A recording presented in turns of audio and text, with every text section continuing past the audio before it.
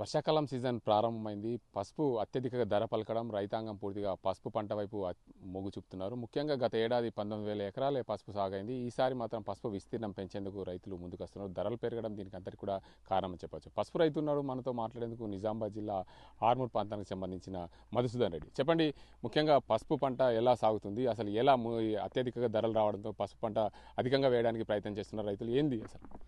గత 10-11 సంవత్సరాల నుంచి తీసుకుంటే గత 2009లో కావచ్చు, 9-10లో పసుపుకు హైయెస్ట్ 18,000 రేటు పలికింది. అదేవిధంగా ఈ సంవత్సరం పలికింది. అంటే దాదాపుగా మధ్యలో ఒక 10-12 సంవత్సరాలు రేటు లేక రైతులు పసుపు పంటని తగ్గించడం జరిగింది. ఈ పసుపు పంటని ఎందుకు తగ్గించడం అంటే రేటు ధర లేక, అదేవిధంగా దానికి మ్యాన్ పవర్ లేక, సరైన ప్రభుత్వ ప్రోత్సాహం లేక, అన్ని కర్ణుడి చావుకు ఎన్నో కారణాలు అన్నట్టు ఈ పసుపు దిగుబడి తగ్గడానికి ఎన్నో కారణాలని. ఈ సంవత్సరం ధర పెరిగింది కాబట్టి కొంత మట్టుకు ఒక 10-20% దాకా విస్తీర్ణం పెరిగే అవకాశం ఉంది, 20-30% దాకా. ఎందుకంటే దీనికి విత్తనం కావాలన్నా కానీ రైతే తయారు చేసుకోవాలా. అది కూడా ఫిబ్రవరి, మార్చిలో, ఏప్రిల్లో విత్తనం తీసేటప్పుడే దాన్ని సపరేట్ చేసి పెట్టుకుంటేనే అదే విత్తనం. లేదు అంటే ఇప్పుడు దొరకదు. ఎంత పెంచుదామన్నా కానీ పసుపు విత్తనం దొరకదు వేసేటప్పుడు. ఇప్పుడిప్పుడే ల్యాండ్ ప్రిపరేషన్లు అన్నీ అయిపోయినాయి. ఓన్లీ వర్షం కోసం చూడడం ఉంది. జూన్ మొదటి వారంలో విత్తడానికి మంచి సమయం. కాబట్టి పాత రైతులు ఎవరన్నా 1 ఎకరము, అరెకరము, మ్యాక్సిమం 2 ఎకరాల వరకు పెంచుకునేడానికి అవకాశం ఉంది. ఇది ఏంటంటే వేరే ల్యాండ్ దీనికి సహకరించదు, వరి ల్యాండ్ దీనికి పనికిరాదు. అదేవిధంగా ఆరుతడి పంటల ల్యాండే దీనికి అవసరం ఉంటుంది. కాబట్టి పసుపు విస్తీర్ణం అధికంగా పెంచకపోవడానికి కారణం ఏంటంటే ల్యాండ్ భూమి కూడా సహకరించాలా. అన్ని ఆరుతడి పంటలకు అనుకూలమైన భూమి ఉండాలి. అదేవిధంగా నల్లమట్టి, మేకల ఎరువు, పశువుల ఎరువు కూడా కావాలి. కాబట్టి ఇది 2-3 నెలల ముందు నుంచి ప్రిపరేషన్ చేసుకుంటేనే దీని విత్తనాన్ని విస్తీర్ణం పెంచడానికి అవకాశం ఉంటుంది. అయితే ముఖ్యంగా చెప్పండి, ప్రభుత్వం అంటే అగ్రికల్చర్ కానీ, హార్టికల్చర్ కానీ పసుపు విత్తనం పెంచడానికి కానీ దీని పసుపు రైతుల కోసం ఏమన్నా సహాయ సహకారాలు అందిస్తుంది? ఏ ప్రభుత్వమైనా రైతుల్ని రైతుగా బతకనిస్తలేదు. ఎందుకంటే ఇది అందరికీ తెలుసు, ప్రతి రైతునైనా తెలుసు. రేట్లు పెరుగుతున్నాయి కదా, మీరు వ్యవసాయం చేయొచ్చు కదా అంటారు. వ్యవసాయంలోనే ఉంది సహాయం. అందరు సహాయం చేస్తేనే వ్యవసాయం ముందుకెళ్తుంది తప్ప ఒక్కరు చేసేది కాదు ఇది. కాబట్టి ప్రభుత్వ పాత్రని ప్రోత్సహించాలా. ఈ డ్రిప్ ఇరిగేషన్ ఇవ్వాలా.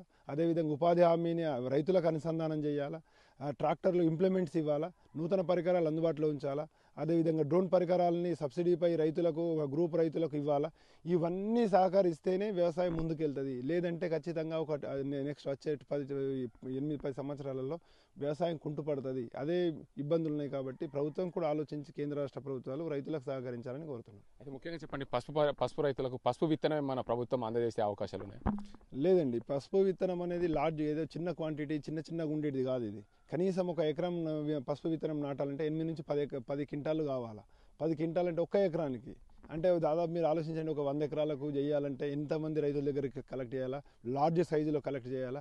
దాని స్టోరేజ్ కూడా చాలా పచ్చిపు ఉంటుంది. కాబట్టి అది ఎక్కడ కూడా ఎండ తగలకుండా నీడలో నీట్గా ఉంటేనే అది మొలకెత్తుతుంది. లేదంటే అది మొలకెత్తలేదంటే మళ్ళీ అది ఉడకబెట్టి మార్కెట్కి పంపించాల్సిందే. కాబట్టి 100% జర్మినేషన్ ఉండదు. అది మంచిగా నీట్గా ఉంటేనే అది జర్మినేషన్ ఉంటుంది. కాబట్టి ప్రభుత్వం ఈ విత్తనం కాకుండా ప్రభుత్వం చేసే పనులు చేస్తే సరిపోతుంది. మాకు ఉపాధి కూలీలకు ఎంత ఇబ్బంది అవుతుంది. వ్యవసాయం చేసేవాళ్ళు లేరు. కాబట్టి కూలీలు చేయాలా. అదేవిధంగా ప్రభుత్వం పని డ్రిప్ ఇరిగేషన్ ఇవ్వాలా, ఇంప్లిమెంట్స్ సబ్సిడీపై ఇవ్వాలా.